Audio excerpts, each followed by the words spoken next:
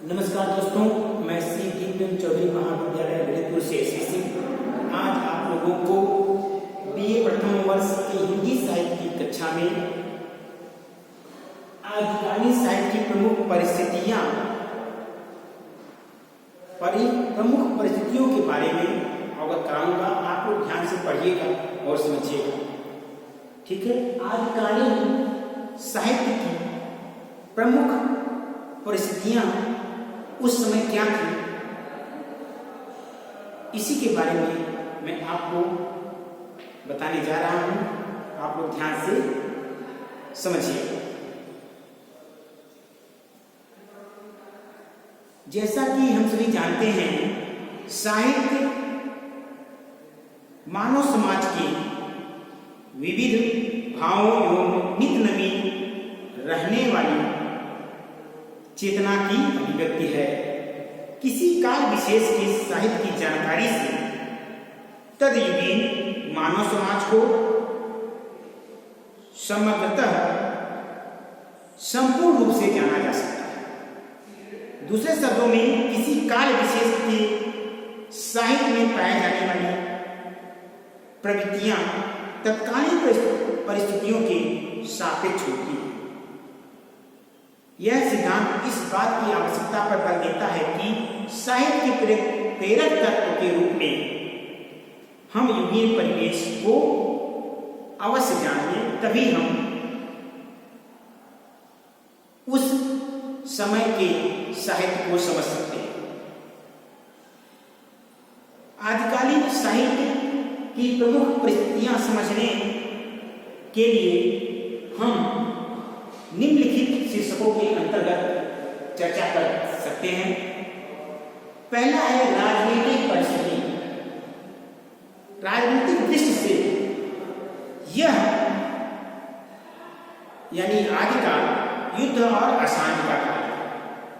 सम्राट हर्षवर्धन की मृत्यु के उपरांत उत्तर भारत खंड खंड राज्यों में अलग अलग राज्यों में विभक्त हो गया। गहरवाल, परमार, चौहान और चंदेल वंशों के राजपूत राजाओं ने अपने अपने स्वतंत्र राज्य स्थापित कर लिए थे। राजपूत राजा निरंतर युद्धों को आग में जलते जलते अंततः शक्तिक्षीण हो गए और विदेशी आक्रांताओं का डटकर मुकाबला करने की स्थिति में नहीं रहे। राजपूत शासक परस्पर युद्ध किसी आवश्यकता वश ही करते थे। कभी कभी शौर्य प्रदर्शन मात्र के लिए भी युद्ध कर लेते थे। भारत की उत्तर पश्चिमी सीमा पर विदेशी आक्रमणकारियों ने इस साहित्य को बहुत प्रभावित किया। 10वीं शताब्दी में मोहम्मद गजनवी ने और 12वीं शताब्दी में मोहम्मद गोरी ने भारत को पदाक्रांत किया, ठीक है। आदिकालीन परिस्थितियों के रूप में राजनीतिक परिस्थितियों के आधार पर हम आदिकाल को कह सकते हैं कि 8वीं से 14वीं सदी तक का यह काल खंड युद्ध का काल था, संघर्ष का काल था, अशांति का काल था। राजाओं में संकुचित राष्ट्रीयता की भावना व्याप्त थी। व्यापक रूप से समूचे भारत को एक राष्ट्र के रूप में नहीं देखा जाता था।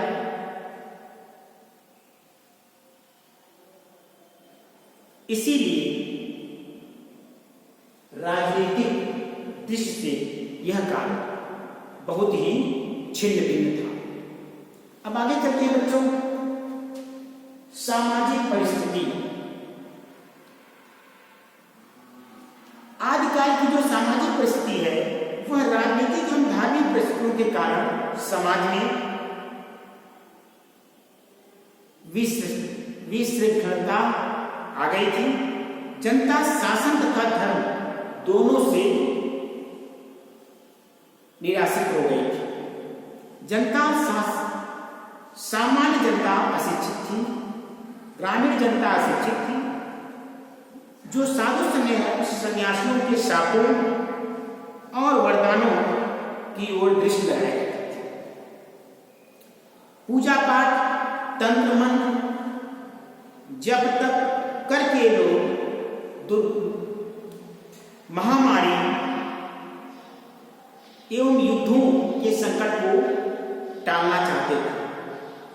ब्राह्मणों के प्रति पूज्य भाव में कमी आ गई थी तथा वर्ण व्यवस्था के प्रति लोगों का सम्मान नहीं रह गया था। ठीक है, निम्न समझी जाने वाली जातियों में से अनेक सिद्ध हो जाते थे जो वेद विरोधी थे। समाज में स्त्रियों के प्रति पूज्य भाव नहीं था। वे मात्र भोग उपभोग की वस्तु बनकर रह जाती थी। सती प्रथा इस काल का एक भयंकर शाप था। तत्कालीन भारत में स्वयंवर प्रथा भी थी जो प्रायः युद्ध का कारण बन जाती थी। सुंदर राजकुमारियों से बलपूर्वक विवाह करने के लिए राजपूतों में, राजाओं में युद्ध हो जाता था। जीवन यापन के साधन दुर्लभ थे तथा निर्धनता, युद्ध, अशांति के कारण जनता सदैव भयभीत और आतंकित रहती थी। तत्कालीन राष्ट्रकाल में समाज की इस सामाजिक ह्रासोन्मुख परिस्थितियां पूरा आदिकाल में विद्यमान थी।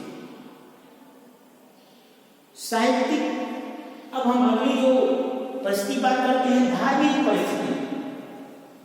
इस काल में अनेक प्रकार के धार्मिक मतांतरों और बाह्य आडंबरों का बोलबाला था। भारतीय धर्म साधना में उथल पुथल मची हुई थी।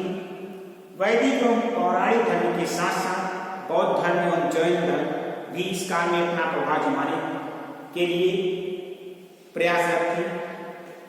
आज काल में धार्मिक दृष्टि से 3 संप्रदायों का विशेष रूप से प्रभाव दिखाई देता है। वह है सिद्ध संप्रदाय, नाथ संप्रदाय एवं जैन संप्रदाय। ठीक, बौद्ध धर्म कालांतर में अलग होकर व्रजयान, हीनयान और महायान 2 शाखाओं बट गया और व्रजयान बन गया। इन व्रजयानी को ही सिद्ध कहा गया। ठीक है, धर्म की यह विकृत अवस्था थी। विक्रम की 12वीं शताब्दी में बौद्ध सिद्धों की प्रक्रिया स्वरूप नाथ संप्रदाय का उदय हुआ, जिसके प्रवर्तक गोरखनाथ माने जाते हैं। भारत के पश्चिमी प्रदेशों के, विशेषकर गुजरात में जैन मत का बहुत अधिक प्रचार था। जैन मुनि धार्मिक तत्वों का निरूपण भ्रंश भाषा में करते थे। जैन कवियों में प्रमुख कवि स्वयंभू, पुष्पदंत, हेमचंद, धनपाल जैसे अनेक जैन कवियों ने अपनी अपनी रचनाएं जैन राजाओं के संरक्षण में लिखी। इन धार्मिक दृष्टियों के परिप्रेक्ष्य में यानी निष्कर्ष में हम कह सकते हैं कि आजकल का वातावरण, सामाजिक और धार्मिक वातावरण दूषित था। जनता अशोक, असंतोष, क्षोभ एवं भ्रम से ग्रसित थी, बाह्य आडंबर से ग्रसित थी। आदिकालीन साहित्य में इसी मानसिकता के अनुरूप खंडन, मंडन, हठयोग, वीरता एवं श्रृंगार परक रचनाओं का वर्णन हुआ। रचनाओं का सूत्रपात किया गया। ठीक, अगली जो परिस्थिति है साहित्यिक परिस्थिति। साहित्यिक परिस्थिति की दृष्टि से आदिकाल में साहित्य की 3 प्रकार की धाराएं बहती थी। पहली है, एक ओर तो परंपरागत संगीत साहित्य की रचना हो रही है, दूसरी ओर प्राकृतिक साहित्य की रचना हो रही है, तीसरी ओर हिंदी भाषा की रचना हुई। ठीक, इस काल में संस्कृत साहित्य के अंतर्गत पुराणों एवं स्मृतियों पर बहुत अधिक टीकाएं लिखी गई तथा ज्योतिष शास्त्र एवं काव्य शास्त्र पर अनेक मौलिक ग्रंथों की रचना की गई। 9वीं से 11वीं सदी तक कन्नौज और कश्मीर संस्कृत साहित्य के केंद्र रहे। संस्कृत साहित्य के प्रमुख कवियों में आनंदवर्धन, मम्मट, आचार्य भोज, छेमेंद्र, कुंतक, राजशेखर, विश्वनाथ, भवभूत एवं श्रीहर्ष जैसी प्रतिभाएं आदिकाल की ही देन है। इस काल में अपभ्रंश प्रमुखतः धर्म की भाषा बन गई। जैन कवियों ने गुजरात में रहकर अनेक पुराणों को अपभ्रंश में नए रूपों में प्रस्तुत किया।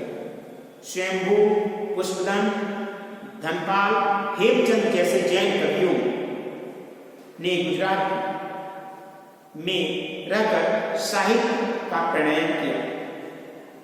वह अपनी मौलिकता एवं साहित्यिकता के कारण उच्च कोटि के कवि माने गए। ठीक है, अब हम आते हैं सांस्कृतिक परिस्थितियां।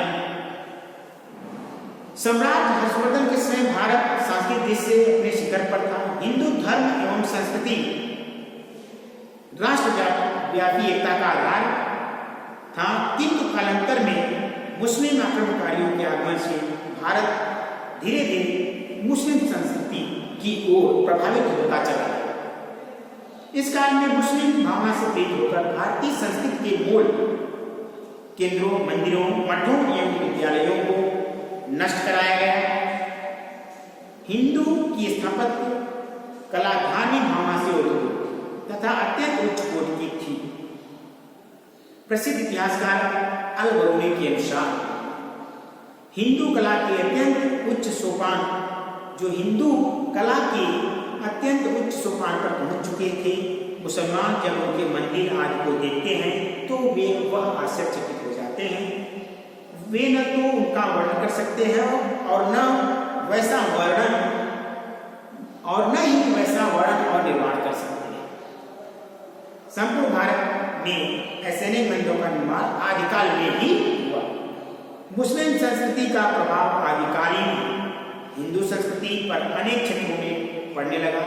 उत्सव, मेले, वेशभूषा, परिधान, आहार, मनोरंजन आदि अनेक बातों में मुस्लिम रंग, मुस्लिम संस्कृति चढ़ने लगी। दूसरी ओर हिंदू संगीत कला, वास्तुकला, आयुर्वेद एवं गणित का प्रभाव मुस्लिम संस्कृति पर पड़ने लगा। ठीक है, आदिकालीन भारतीय संस्कृति परंपरा से विच्छिन्न होकर मुस्लिम संस्कृति के गहरे प्रभाव को स्वीकार करती जा रही थी। संगीत के क्षेत्र में दोनों संस्कृतियों ने परस्पर आदान प्रदान पर्याप्त मात्रा में किया। गायन, वादन और नृत्य पर मुस्लिम प्रभाव पड़ा तथा अनेक वाद्य यंत्रों, तबला, अलगोजा से हिंदू परिचित हो रहे थे। आदिकालीन भारतीय संस्कृति निश्चित रूप से अपने पतन की ओर जा रही थी। इसी कारण सांस्कृतिक परिस्थितियां भी बहुत ही धीरे धीरे क्षीण होती जा रही थी। ठीक है बच्चों, समझ में आ गया? ये आपको मैंने आदिकालीन साहित्य की प्रमुख परिस्थितियों के बारे में बता दिया। ठीक, उम्मीद करता हूं कि मैंने आपको जो आदिकालीन साहित्य की प्रमुख परिस्थितियां और वातावरण के बारे में बताया वह आपको अच्छी तरह से समझ में आ गया होगा। आज के लिए इतना ही। बहुत बहुत धन्यवाद।